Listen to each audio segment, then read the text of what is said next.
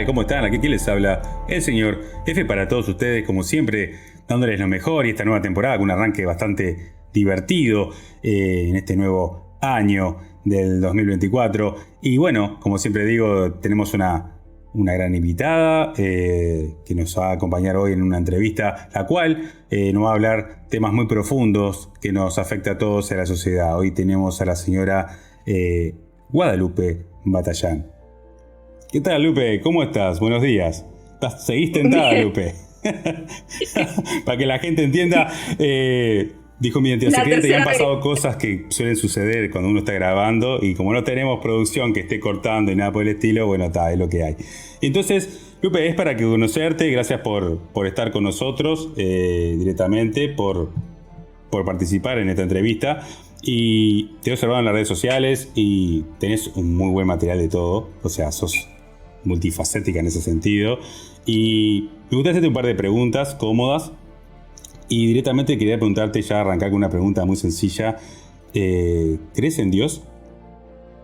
Sí, la verdad me convertí en el 2020. ¿Cómo fue esa conversión? Me interesa. Leyendo una tesis. La verdad que me puse a leer una tesis que me convenció sobre temas que yo no entendía. Y la verdad fue muy aburrido, pero honestidad intelectual. O sea, si esto es verdad, entonces eso existe. O sea que estabas haciendo una tesis y directamente encontraste la palabra por ahí y directamente te acercaste a Dios. A veces la circunstancia de acercarse a Dios no puede ser de cualquier manera. Yo soy uno que también me acerqué y fue un mensaje y lo he dicho en uno de mis podcasts y está bueno. Entonces, ahora fielmente crees en Dios.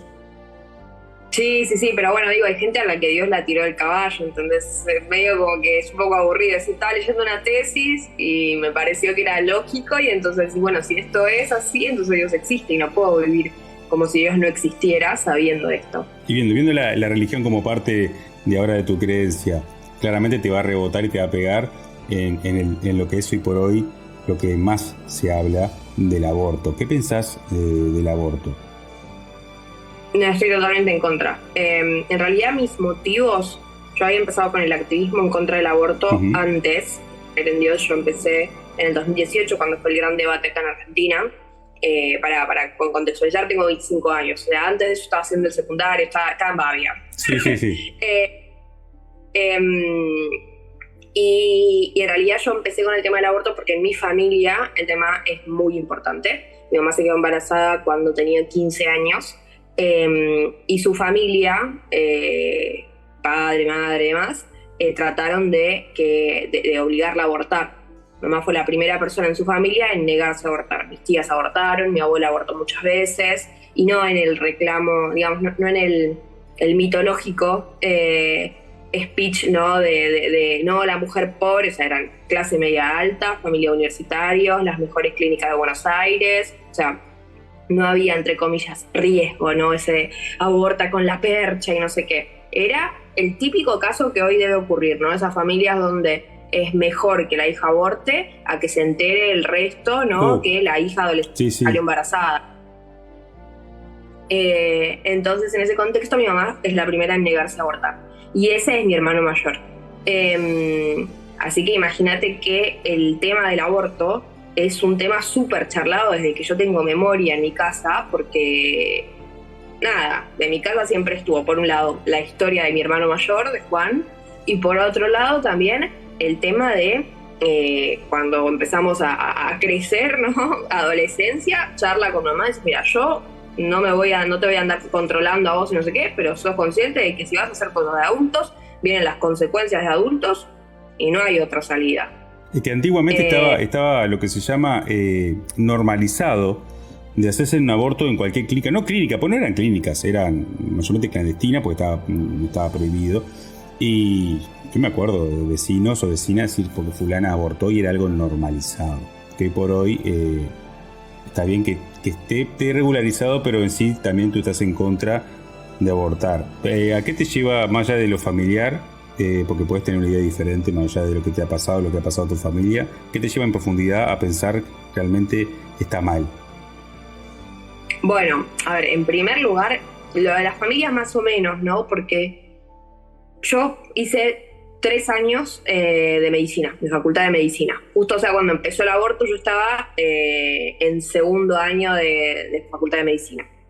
Ya había cursado en biología y demás. Entonces veo como que en ese sentido el debate a mí me agarra con una base académica, que es lo único que había hecho en esos años fue comprobar desde la ciencia lo que yo moralmente creía, porque no había ningún tipo de incongruencia. Pero igual lo del testimonio, digamos, en algún punto lo de mi familia sirve de testimonio, porque yo realmente, y es la razón por la cual no lo pude dejar pasar, porque cuando la gente habla de que ese niño no tiene derecho a vivir, o que porque viene en una situación desfavorable. O sea, a mi mamá la echaron de su casa cuando decidió que no iba a abortar, estuvo baja de peso durante todo el embarazo, mi hermano por eso, la verdad que durante toda su vida tuvo una salud muy débil, porque la verdad que su alimentación no había sido buena durante la gestación y que marcar un montón. Y bueno, nada, cuando vos ves el testimonio vivo, ¿no? De esas cosas que dicen en general, ¿no? Y tratando de deshumanizar completamente al embrión, al feto, no sé qué. Y vos ves y decís, mirá, cuando esta gente está hablando de esto, también está hablando de mi hermano, y también está hablando de mi mamá. Y a mí lo que me pesó mucho desde el principio fue decir, yo no... Si yo hubiera podido ser, no sé, encontrarme con mi mamá cuando pasó todo esto, ¿no? Cuando mi mamá estaba sola, cuando estaba tratando de conseguir trabajo con el DNI de su hermana, que era mayor de edad, para poder que la contrataran, cuando estaba baja de peso, ¿qué hubiera hecho? Y probablemente hubiera, digamos, yo voy a hacer lo que me hubiera gustado, o sea, el tipo de persona con la que me hubiera gustado que mi mamá se encontrara, ¿no? Con una persona que si vos le contas tus problemas, dice, mira, te ayudo, no te voy a ofrecer como opción el aborto, sino que te voy a ayudar a encontrar trabajo, a encontrar a alguien que te acoja, ¿no? Y mismo la historia de vida de mi mamá, que por algún, digamos, en algún sentido tendría que haber sido todo eso que, si uno fuera, ¿no?, fatalista, tendría que haber sido todo eso que las feministas decían. No, bueno, de hecho, mi mamá cuando se decidió que iba a tener a su bebé, mi abuela le dijo que se iba a quedar sola, que no iba a tener pareja, que iba a ser una solterona, que no iba a terminar de estudiar. Mi mamá terminó de estudiar, se casó, formó una familia. O sea, después encontró muchísima más felicidad.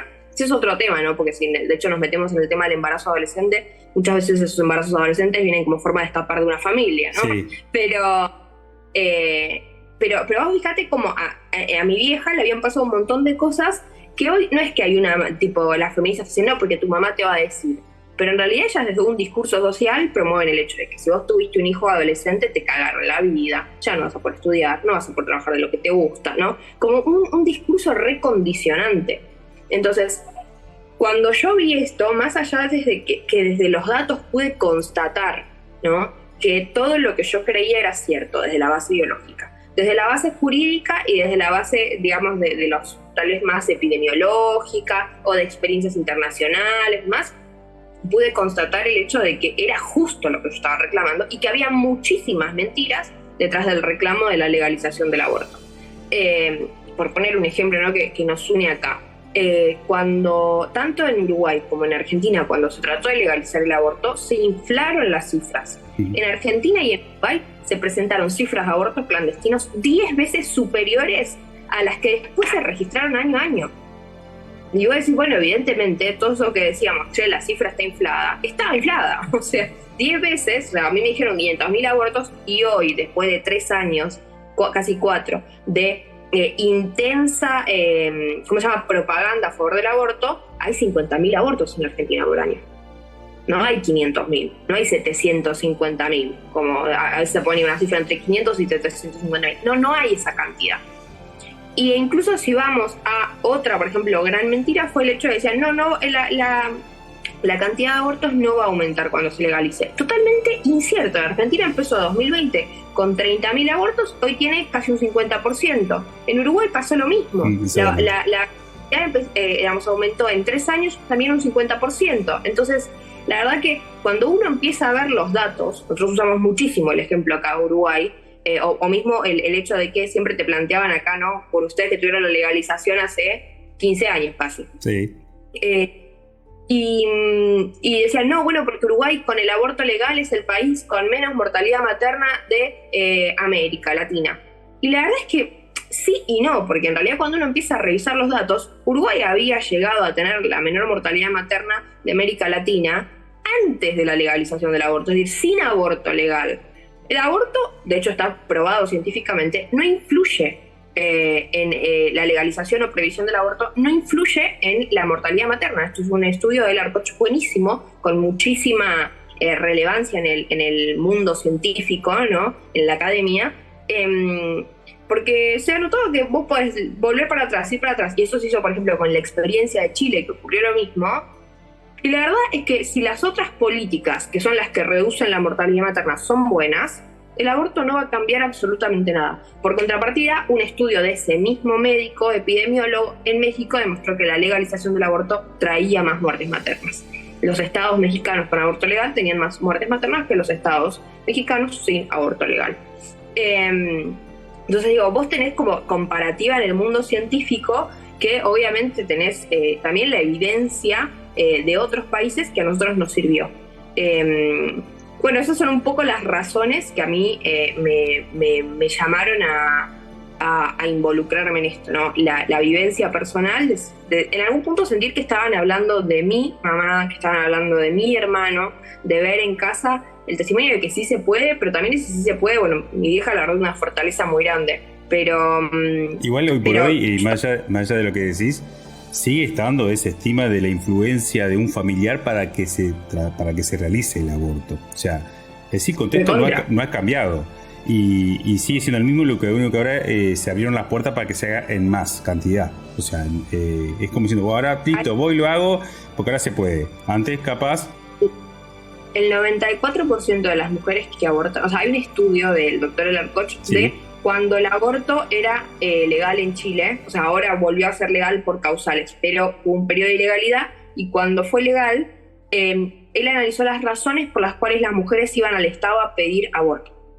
Y encontró que el 94%, creo que era el 94,1% de hecho, eran por coerción, coacción de la familia, miedo a que la pareja los deje, miedo a no poder continuar con estudios o cualquier otra expectativa laboral, abuso de drogas, sustancias, abuso sexual. O sea, esas eran las razones, 94,1%. O sea, la mayoría de las mujeres va por razones que son condicionantes. Que si vos eliminás esa razón, la mujer no tendría ningún problema en tener el hijo.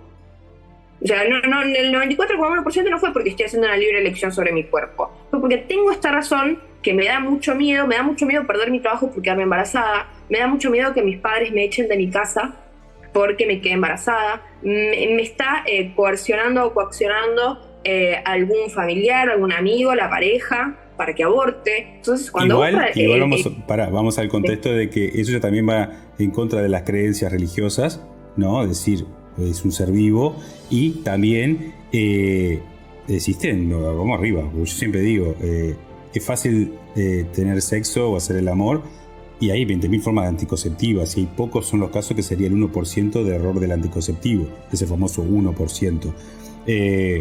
Hay métodos, o sea, también un poco más la culpa la tiene el ser humano, que es medio pasta, medio que no, hoy no vamos a cuidarnos, y ahí vienen las consecuencias, y después viene todo lo que viene, como si fuera el trasfondo de, el trabajo, el estudio, me van a echar de casa. Creo yo, de opinión, y capaz que tú lo puedes reafirmar, que falta un poco más de conciencia social y de educación de la temprana edad. ¿Qué opinas? Sí, a ver, yo creo que hay un problema muy grande de hipersexualización en la sociedad. O sea, ya arranquemos por esa base. Porque si nosotros vamos a hablar de no sé, cómo cuidarse, yo creo que no alcanza solamente con saber ponerse un preservativo o tomar pastillas anticonceptivas o cualquier método anticonceptivo que elijas, ¿no?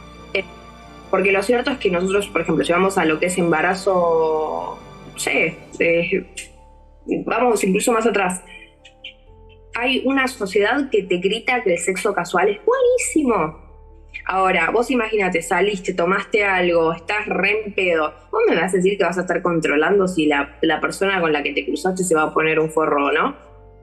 Si te hablo de lo personal, no puedo porque me iría muy explícito, y realmente cuando estoy en esa circunstancia no funciona nada, o sea, me apago. O sea, hay una cosa que yo en mi caso no pasaría, en mi caso. Pero en otras circunstancias, sí, obviamente capaz que el tipo que está más chispa y lo activa, ¿cómo no? O sea, se manda la pata. Claro, no, pero más allá de eso uno puede tomar mucho y que le pegue mucho, que le pegue poco, pero de todos modos la persona que fue a buscar descontrol va a tomar hasta su límite, Sí. hasta sentirse contento, no sé qué, que todo le importa nada, y tal vez en esa circunstancia fue que se llevó, digamos, se fue con alguien a la cama.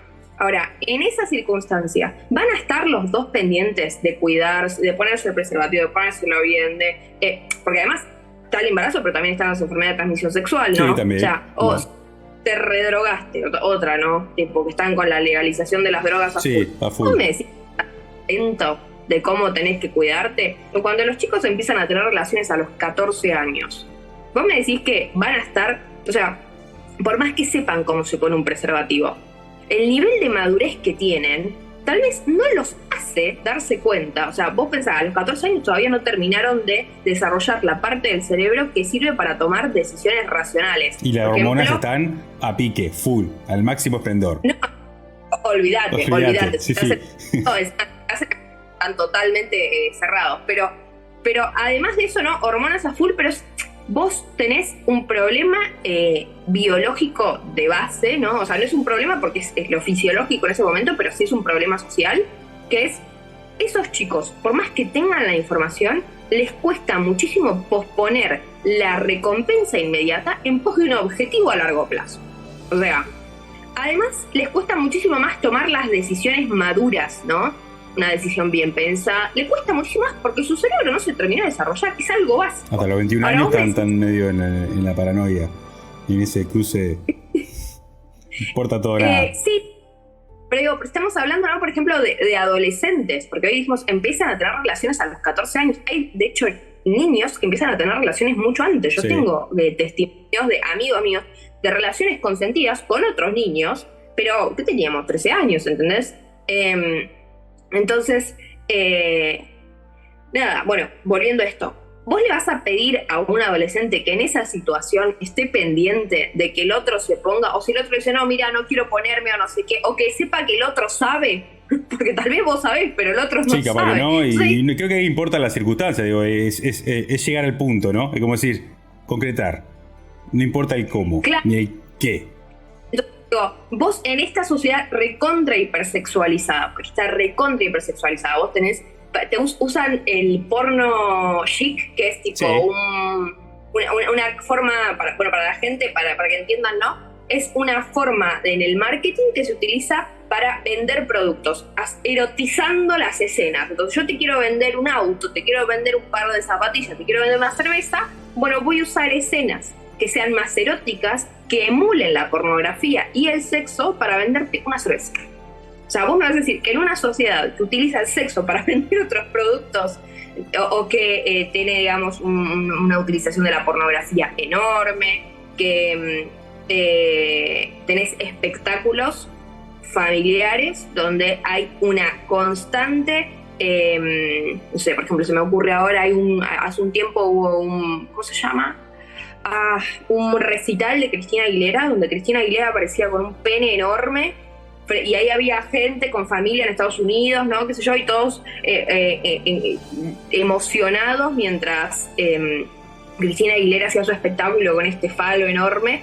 Entonces vos tenés una especie de idolatría al sexo, a los genitales, a todo, tipo, al placer inmediato. ¿En esa circunstancia vas a venir a pedirle a la gente que sea más consciente a la hora de tener sexo? No se podría, porque la sociedad ya ahora se le despegó la mente del cuerpo, como digo yo. No solamente por lo que estás contando, sino ya que hoy por hoy lo famoso me autopercibo, ¿no? Ahora si yo me autopercibo un elefante, puedo pisar en la cabeza a otra persona y ya está, como lo veo todo muy desvirtuado. ¿Tú pensarías que estaría bueno volver al control natural de las cosas? ¿Se podría frenar vamos a decir, este río de fluidez sexual? ¿Se podría frenar bajando un poco el nivel que ahora se elevó hasta por los cielos sobre te autopercibís y hacer lo que querés, está todo bien? ¿Qué opinas? ¿Se podría? Mira, yo creo que hay una reacción natural. A ver, cuando hay excesos de un lado, es lógico que eso lleve al otro lado de la balanza.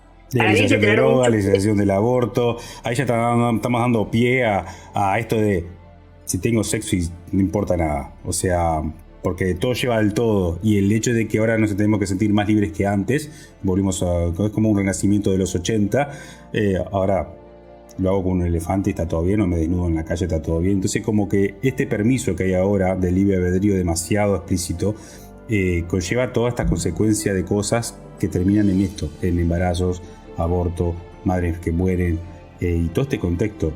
¿Vos pensás que habría que poner un poco más, que es una de las cosas que en otros países están haciendo, es frenando un poco la moto sobre el tema de esta locura de que el pueblo puede hacer lo que quiera?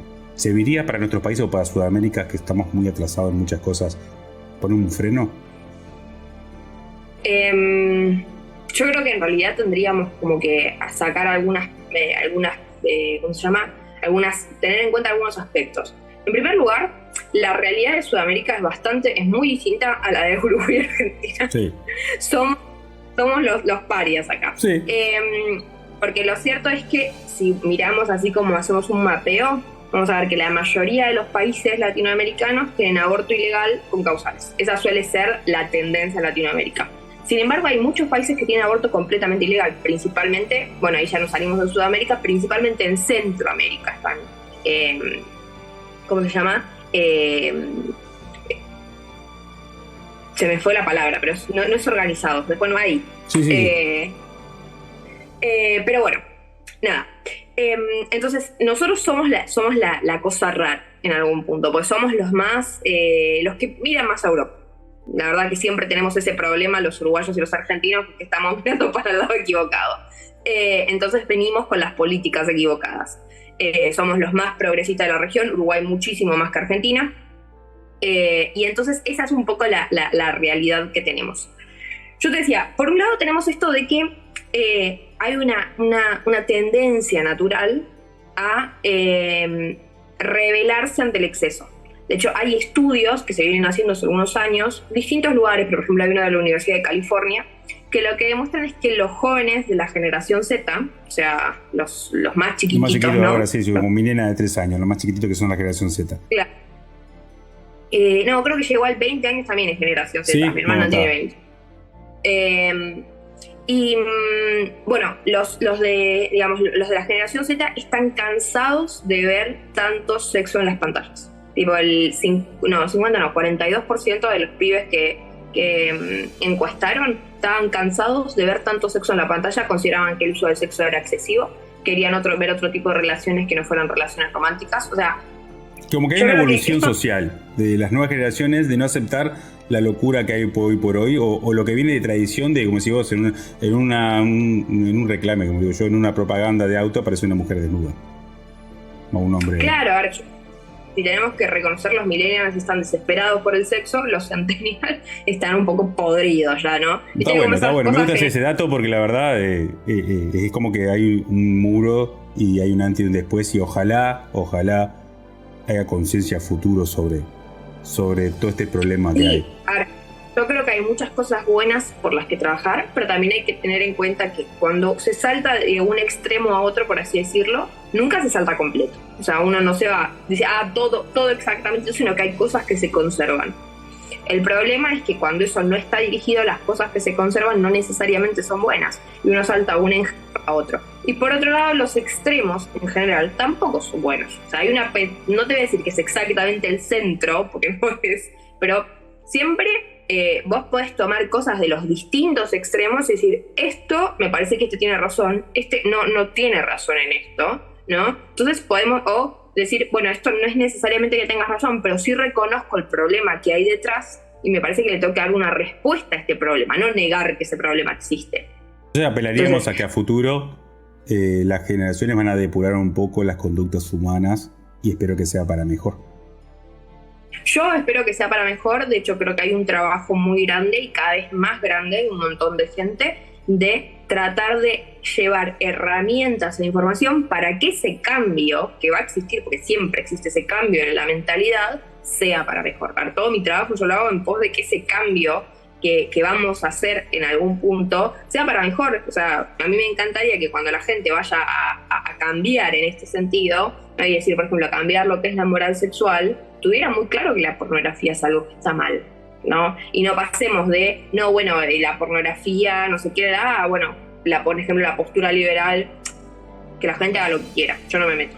Pero con conducta, que por lo menos o transmitamos, porque mayormente nosotros nos dejamos influenciar por nuestra familia, nuestros padres, pero por lo menos transmitamos un poco más de coherencia a la hora de tomar decisiones a futuro. Y bueno, como ya que las nuevas generaciones apoyan el decir, no quiero ver más pechos o falos en la televisión, me tiene cansado, que eso ayuda y aporta a los Neanderthal Millennial, que yo soy un Millennial. No estoy Neanderthal, pero soy conservador y trato que mis hijas, yo tengo 2 nenas, no estén tan expuestas a este mundo, o sea, que sepan en realidad la verdad, pero igual tenés razón, porque yo tengo una nena más grande, que realmente ya esas cosas como que, y como el hecho de eso de tener novios y novios y novios, es como que ahora no, prefiero estudiar, estoy en otra onda, y he visto muchos adolescentes en esa onda, que está bueno, porque ayuda y aportan a la locura que viene de arriba, y no solamente de los padres, a veces digo que viene de la parte del gobierno, que le encanta atacar cierta parte de la sociedad por un voto o por ser, hoy mañana está sentado en una silla parlamentaria. Que eso influye, me gustaría hablar mucho más sobre este tema, y sé que tenés mucho, porque ahora hablando contigo, eso es, digo, lo hace un dicho viejo, es un libro abierto, tenés demasiado para contar, me gustaría hablarlo más. Los podcasts son cortos, ya estamos ahí ya por cerrar, y me encantaría hoy mañana poder tener otra entrevista más contigo y hablar, porque hay una parte que quería tocar, que la tocaste un poquito, pero me gustaría profundizar, que es la pornografía. Es algo que me interesa, que te he escuchado, y la idea es también ese estigma que hay sobre lo que se ve en pantalla se tiene que hacer en la intimidad, que eso tenemos para rato, sí, porque me gustaría invitarte a un futuro programa, si aceptás, para poder hablar de eso. ¿Tenés libros? ¿Sacaste libros? Primero que nada te digo, sí, te acepto la invitación para más sí, adelante. Yo viste que yo parece que tú dices TDAH, como que arranco acá y me olvidé la respuesta, pero está... No pasa nada. Y sí, yo tengo 2 libros escritos sobre aborto, que es Hermana, date cuenta y Acá no se rinde nadie. Uno sobre eutanasia, que es Dignos hasta el final. Y este año va a salir mi libro ¿cómo se llama? En contra de la pornografía, la prostitución y la hipersexualización, para mitad de año. Así que estoy justo en esta semana terminándolo, volviéndome loca para entregarlo a la editorial. Sí, hay que meterle. Así que bueno, Guadalupe, ¿verdad? Guadalupe, sí, lo he sucedido. Muchas gracias, muy agradecido, muy rico todo lo que nos contás. Va a haber nuevamente otra entrevista, porque quiero sacarme varias dudas sobre el tema más. Creo que lo vamos a sacar acorde también con tu libro, porque va a ser el último vez hablar de la pornografía, va a estar bueno medio en la época, y hablar de ese tema que yo fui víctima de la pantalla, y mi generación fue muy víctima y para atrás de la pantalla, y cómo fuimos iniciados en el tema de la pornografía. Nosotros fuimos iniciados en la época de la VHS y fue horrible, y estaría bueno que hablar y profundizar. Así que bueno, Guadalupe, muchas gracias, estoy muy agradecido, y esperemos, obviamente vamos a tenerte nuevamente. Muchas gracias. Excelente, Lupe Batallán nos acompañó y nos contó los grandes principios de lo que es dentro de las historias de la gente y de la vida misma, hasta de su familia, sobre el aborto, su vida. Y bueno, nos quedó pendiente un temita de la pornografía que lo vamos a tocar más adelante. Y bueno, al final del programa, como siempre digo, me puedes encontrar en todas las redes sociales, estamos en todos lados, eso es importantísimo para poder escucharnos vía audio. Estamos en Spotify, Apple Podcast, todo lo que son podcasts, estamos en todos lados como siempre. Y también nos pueden ver en TikTok y en YouTube, estamos en modo video, que eso también pueden ver la entrevista a nivel video y suscribirse a nuestro canal, como siempre. Bueno, como siempre digo, en este país tan pequeño, con conciencia y tratando de implantar valores a los seres humanos, quien los saludó fue el señor F. Muchas gracias. Chao.